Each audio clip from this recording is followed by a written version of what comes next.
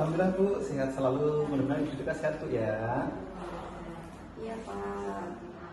Gimana kabar keluarganya Pak? Alhamdulillah Bu, sehat semua. Keluarga saya juga mudah-mudahan keluarga Ibu juga sehat semua Bu ya. Iya Pak. Kita pagi ini ketemu. Bapak punya tujuan yang akan kita bicarakan apa pagi ini? Oh iya Bu, sesuai dengan kemarin yang jadwal sudah Ibu buat Bu ya, saya hari ini harus ketemu ngobrol bersama Ibu ya. Jadi tujuan saya hari ini adalah bagaimana saya dapat merancang pembelajaran yang lebih menarik, kemudian efektif sehingga murid belajar dengan lebih semangat dan dapat mencapai hasil yang optimal Bu. Oke Pak. Jadi tujuan kita hari ini mau mengobrolkan tentang merancang pembelajaran ya Pak. Iya Bu. Ya. Bagaimana pembelajaran yang membuat anak-anak itu lebih bersemangat ya Pak ya. Menurut Bapak untuk mewujudkan tujuan pembelajaran yang menarik dan untuk bisa memotivasi anak itu seperti apa Pak? Oh iya Bu, berarti kan saya harus membuat tujuan pembelajaran itu yang pertama ya Bu ya, berorientasi pada pemahaman, karena kalau anak itu paham tentunya akan tertarik. Kemudian berkesadaran, kalau sudah paham terus anak itu sadar, tentu anak akan lebih semangat untuk mengikuti pembelajaran yang saya buat. Contoh saat ini ya Bu ya, belajar tentang kerjasama, mereka tidak hanya tahu teorinya, tapi juga sadar tentunya siap saling membantu saat mengerjakan tugas kelompok, dan juga murid tidak hanya menghafal definisi tetapi juga membangun sebuah kesadaran bahwa sikap itu perlu diterapkan di rumah, di sekolah, bahkan di lingkungan masyarakat. Oh iya Pak, baik. Kemudian dari yang Bapak sudah sampaikan, alat atau asesmen apa yang kira-kira akan Bapak susun? Oke Bu, tentunya untuk mencapai tujuan yang saya inginkan dalam pembelajaran saya harus punya alat ukur, asesmen yang coba saya akan pakai adalah ada dua ya. Yang pertama di formatif ketika materi kita belum selesai, belum rampung, kemudian di sumatif setiap akhir materi. Jadi nanti ada dua asesmen dan dua alat ukur yang saya pakai untuk melihat tujuan pembelajaran itu sebenarnya ketercapaiannya seperti apa. Oh baik Pak, baik.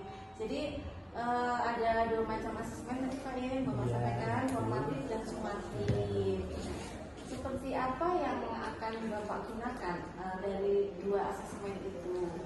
Oke, ya Bu, terima kasih. Oke Bu ya, sepertinya untuk yang formatif saya coba menggunakan singkat di Google Form karena kita mencoba pemanfaatan digitalisasi kita maksimalkan. Kemudian berikutnya seperti pertanyaan lisan, lembar kerja sederhana untuk mengetahui pemahaman hal seperti itu Bu. Jadi untuk menggali itu bisa saja kita langsung spontan memberikan pertanyaan lisan yang saya lontarkan ketika pembelajaran sedang berlangsung. Kemudian di alat tes yang sumatif saya berikan ada semacam tugas proyek yang membuat video pendek tentang cara berjalan sehat atau menulis artikel reflektif tentang pengalaman pribadi mereka. Kemudian nanti ini biar anak terlatih untuk digitalisasi untuk mengupload di yang kita miliki ya di blog yang kita sekolah kita bikin. Baik Pak, dari asesmen yang akan Bapak lakukan, apa saja yang bisa dinilai Pak? Oke, terima kasih Ibu. Dengan asesmen itu saya bisa menilai bukan hanya kemampuan saja ya Bu ya, tapi juga sikap dan keterampilan siswa, karena juga itu sikap salah satu karakter yang diinginkan oleh pemerintah untuk bisa diwujudkan pada anak-anak. Itu Bu, terima kasih Bu. Ya, sama-sama. Terima kasih Pak. Ini pasca berarti. Yuk, 1, 2, 3. Gimana perasaan Bapak setelah alhamdulillah Bu lega karena saya sudah berusaha mengajak anak-anak untuk mencapai tujuan pembelajaran Bu ya. Oke. Kemudian tadi setelah masuk kelas semua yang sudah Bapak lakukan, sejauh mana menurut Bapak keberhasilan pembelajaran dari memahami, berkesadaran dan merefleksinya Pak? Oke Bu, terima kasih Ibu. Yang saya rasakan Bu ya, secara umum murid tadi sudah baik dalam memahami konsep. Beberapa sudah mulai mengaplikasikan seperti contohnya mereka lebih sabar saat bekerja kelompok atau mulai berinisiatif membantu temannya. Namun Bu ya, dalam merefleksi masih ada yang kesulitan seperti ketika saya minta mereka menulis apa yang sudah dilakukan dengan baik dan apa yang masih perlu diperbaiki. Banyak yang hanya menjawab singkat tanpa contoh nyata. Oh, oke Pak M. Kemudian menurut Bapak dari proses pembelajaran yang sudah Bapak lakukan di kelas tadi, apa kira-kira tantangan terberatnya Pak? Tantangannya Bu ya? Iya. Oke. Ya Bu, dari yang saya coba kemarin praktekkan, saya mendampingi anak-anak, ada tantangan Bu dalam tujuan yang sudah saya temukan adalah membuat murid itu benar-benar menghubungkan pelajaran dengan kehidupan nyata. Jadi banyak murid yang hanya merasa belajar hanya untuk targetnya atau hanya ujian aja gitu loh. Jadi dia nggak mencoba nanti mempraktekkan di kehidupan nyata sehari-hari. Selain itu, ketika diminta untuk refleksi Bu ya, sebagian merasa bingung karena tidak terbiasa menemukan perbuatan sehari-harinya. Ada juga tantangan dalam mengatasi pengaruh Bu ya, seperti medsos, yang sering membuat mereka kurang fokus atau terpengaruh perilaku negatif Bu ya. Baik Pak, dari tantangan yang sudah Bapak sampaikan tadi, kira-kira apa solusi yang akan Bapak lakukan? Iya, ya, ada tantangan, ada solusinya. Iya, betul Pak. Karena kita fokus ke tujuan yang ingin dicapai, ketika menemukan tantangan, saya mencoba membuat solusinya atau mencoba mengatasi hal tersebut.